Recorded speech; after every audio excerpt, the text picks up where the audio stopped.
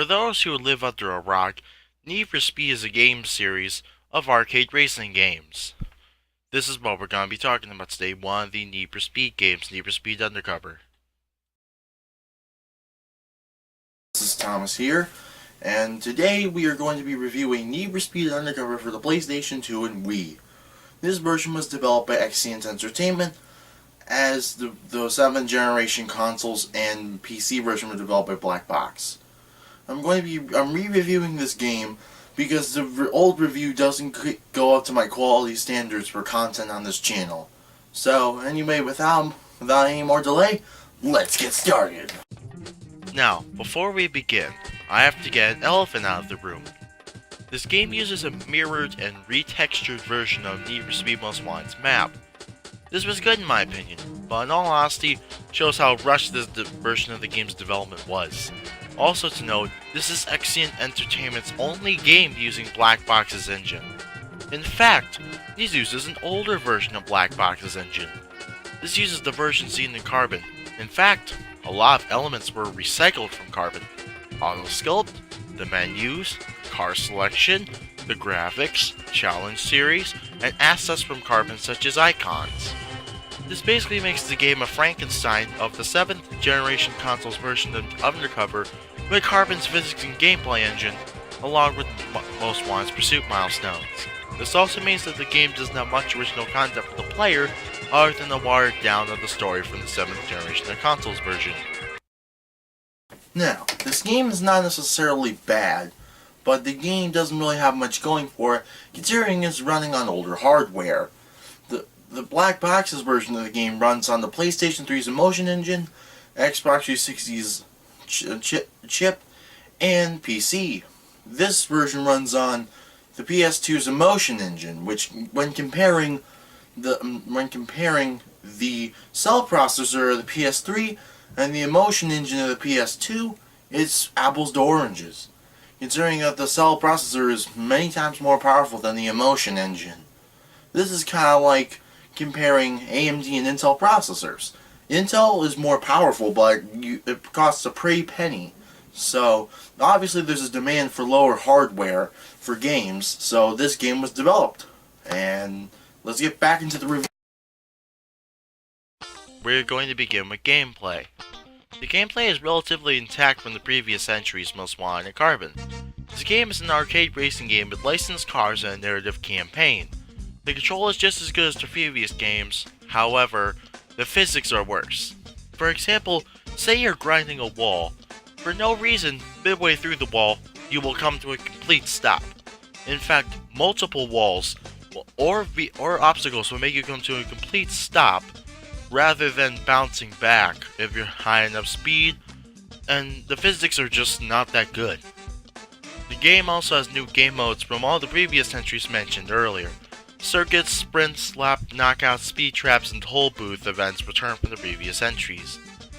The new game modes are highway battles, outruns, escape, wreck, bounty, cost estate, and driver jobs. Circuits are simple. Just drive the designated route for multiple laps, first place wins. Sprints are the same thing except the course doesn't loop.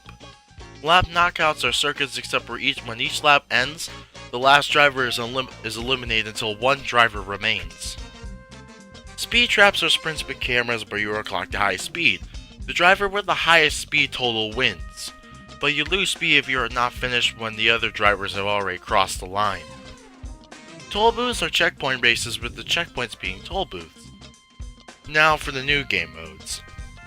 Highway battles are on the highway, where the player has to either get away from the rival a certain distance or stay ahead of the rival for the duration of the race. Outruns are the same thing, but not on the highway. Escape, wreck, bounty, and cost estate events are pursuit chases where the player has to beat one of those 4 objectives. Escape is simple. The player either has to evade the cops as fast as they can, or after a certain amount of time has passed. Wreck events are where the player has to total cop cars to complete the challenge. Bounty events are where the player has to increase their bounty to a certain amount to progress. These can be achieved by smashing traffic, smashing and totaling cop cars, causing damage to street signs or pursuit breakers. Cost to stay events are causing higher cost state to by the same methods for bounty events. Driver jobs are story events. These can range from stealing a car without damaging it too much, to towing someone's car with your car. These pursuits are recycled from Carbon, except in order to trigger a pursuit, you either have to call them in free roam, or smash them in a race or free roam. Now we're going to compare Most Wanted and Undercover. Now looking at just overall presentation, Most Wanted immediately takes home a W. The graphics go to Most Wanted, the car textures go to Most Wanted. So far, Undercover doesn't do anything better. The resolution for the textures goes to Most Wanted, and the textures themselves go to Most Wanted. So Most Wanted just swept Undercover in a 5-game series. The sound from Undercover also leaves a lot to be desired. The soundtrack is not all that memorable due to the tracks being from relatively smaller artists. Also, the sound effects are terrible. When you smash into anything, it's a similar sound. Just overall, the sound quality is degraded from Most Wanted. Visually, this game is awful to look at, especially when connected to an HD TV using the composite cables that came with the PS2. It looks pretty blurry on pretty much all displays I've tested. In the end, Need For Speed Undercover tries to be like Need For Speed Most Wanted, but fails in almost every way to make it better. And in fact, this one is superior to this one.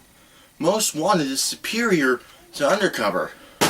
And the main reason why it's superior to Undercover is that Undercover is basically the same as Most Wanted on the PS2 and Wii. The same thing, but worse. Hey you. You like my content? Well, hit the subscribe button to subscribe for more hidden run content and reviews. Anyway, thanks for watching, and I'll see you next time.